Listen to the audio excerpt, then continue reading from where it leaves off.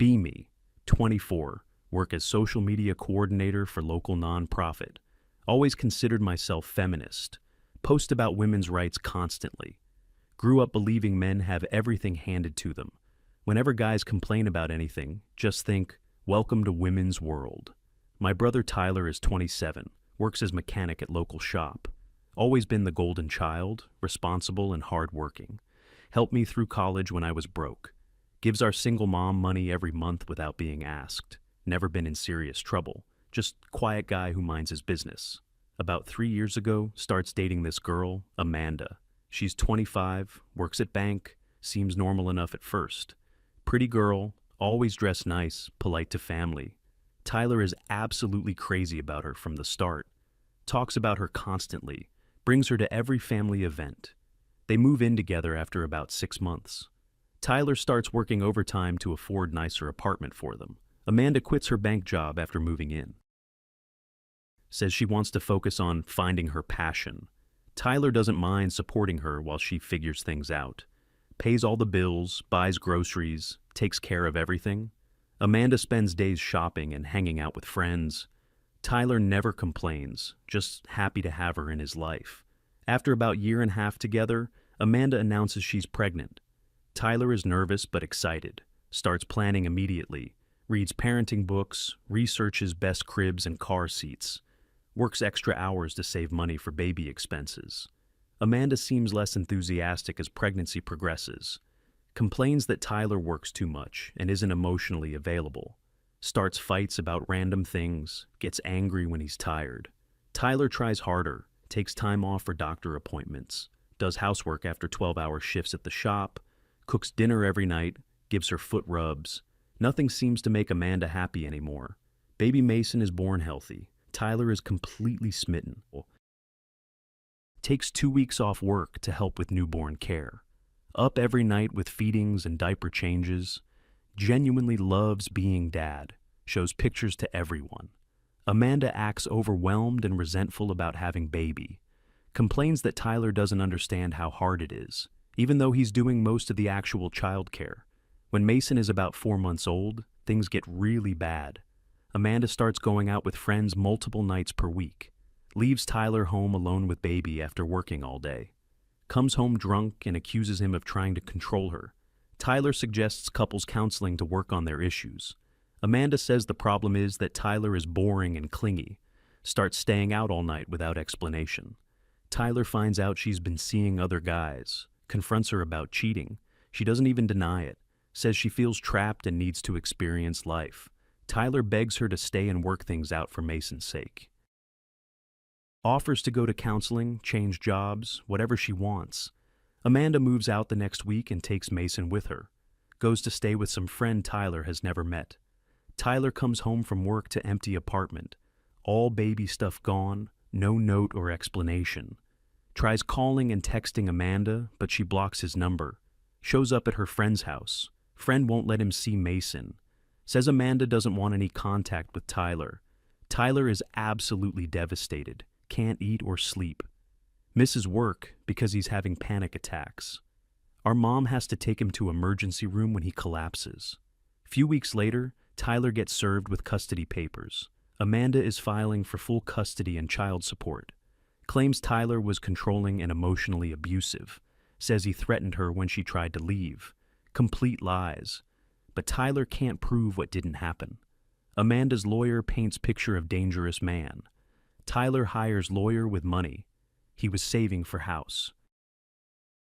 Court gives Amanda temporary full custody immediately. Tyler gets supervised visits twice per week. Also ordered to pay $1,100 monthly in temporary support.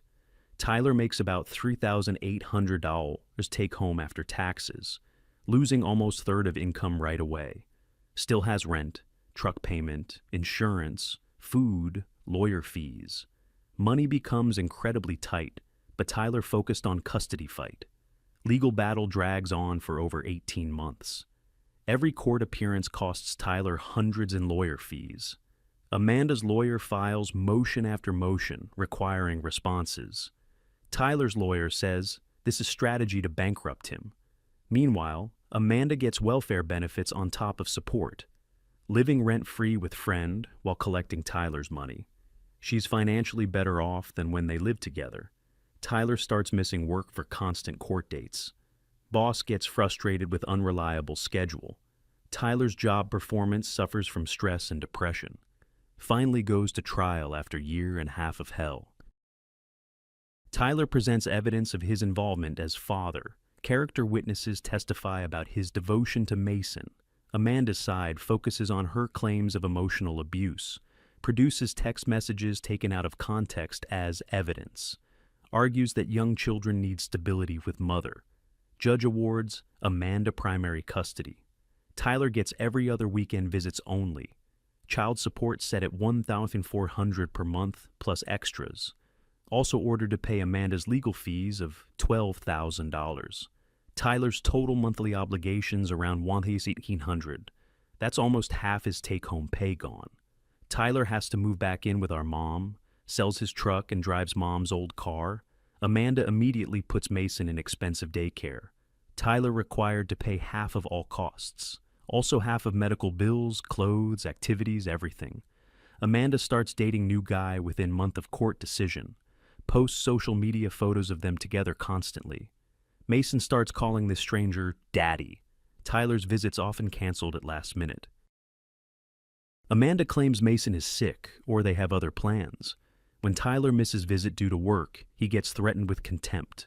But when Amanda cancels, nothing happens to her. Court system clearly biased in favor of mothers. Tyler becomes severely depressed watching this unfold. Works 60-hour weeks just to make support payments. Has no social life. Can't afford to date anyone. Lives in childhood bedroom at age 29, completely broken. Every interaction with Amanda involves threats about court. She uses Mason as weapon to control Tyler. Demands extra money for birthday parties and toys. Threatens increased support if Tyler doesn't comply. Tyler's health deteriorates from stress and overwork. Loses 30 pounds, looks exhausted constantly. Develops anxiety disorder. Has panic attacks at work. Our family watches him fall apart, but can't help financially. Mom gives him money when possible, but she's struggling too. Tyler talks about feeling like his life is over. Works constantly just to fund woman who destroyed him.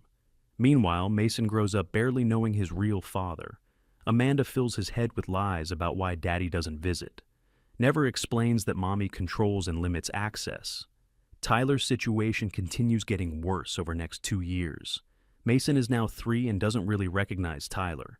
Amanda has successfully replaced him with boyfriend. They get engaged and plan to move across state. Court allows relocation, despite Tyler's desperate objections. Now, Tyler will have to drive 8 hours for visits. Gas money and hotel costs make visits financially impossible. Tyler realizes he's being completely erased from son's life, while still forced to pay for privilege of replacement. Recently, Amanda filed to increase support again. Claims Mason needs more money for private preschool. Tyler can't afford lawyer anymore, represents himself, knows he'll lose, and payments will increase further. Talks seriously about leaving country to escape payments. Considers abandoning relationship with Mason to stop torture. I watch my brother deteriorate daily from this situation. Went from confident, happy man to suicidal wreck. Works constantly, but can barely afford basic necessities. Meanwhile, Amanda lives comfortable life funded by Tyler's labor. Posts vacation photos and shopping sprees on social media. All paid for with money extracted from man she destroyed. Start researching family court statistics after seeing Tyler's case. Discover fathers get primary custody in less than 15% of cases. Average child support takes 25 to 35% of father's income. Suicide rates among divorced fathers astronomically high. Thousands of men lose contact with children due to system bias. Courts aggressively enforce support, but ignore visitation violations. Realize everything I believed about gender equality was wrong. Family court system is heavily biased against fathers. Good men get treated like criminals while vindictive women profit. System incentivizes women to have children and destroy families. Guaranteed income stream for 18 years with minimal accountability. Men treated as disposable once genetic and financial contributions secured. Attend one of Tyler's court hearings to see for myself. Watch judge dismiss his concerns about missed visits. Same judge threatens jail when Tyler is few days late on payment. See multiple fathers in similar situations getting destroyed. Lawyers openly discuss maximizing support through custody manipulation. Witness systematic destruction of father-child relationships, while forcing men to fund their own replacement. Begin questioning everything feminism taught me about oppression. Realize women have massive institutional advantages in family matters. Tyler's story is common tragedy affecting millions of fathers, but society refuses to acknowledge or address the problem. Start arguing with feminist friends about family court bias. They dismiss Tyler's situation as isolated incident. Refuse to consider that system might be unfair to men. Call me brainwashed when I present statistics and evidence. Lose several friendships over challenging feminist narratives, but can't ignore reality of watching good man get destroyed. Tyler recently had complete breakdown at work. Boss found him crying in bathroom after panic attack. Nearly lost job that he needs to make support payments. Our mom begged him to get psychiatric help. Tyler says therapy won't fix impossible financial situation. Court system has trapped him in cycle of poverty and despair. Works constantly, but can never get ahead financially. Amanda gets richer while Tyler gets poorer every month. Mason grows up thinking stepdad is his real father. Tyler becomes stranger who sends money but can't visit. System has effectively erased biological father from child's life, while forcing him to pay for privilege of being replaced. I now understand why marriage and birth rates are dropping. Rational men are avoiding system designed to destroy them. Current family law makes having children extremely dangerous for fathers. One vindictive woman can ruin man's entire life through court system.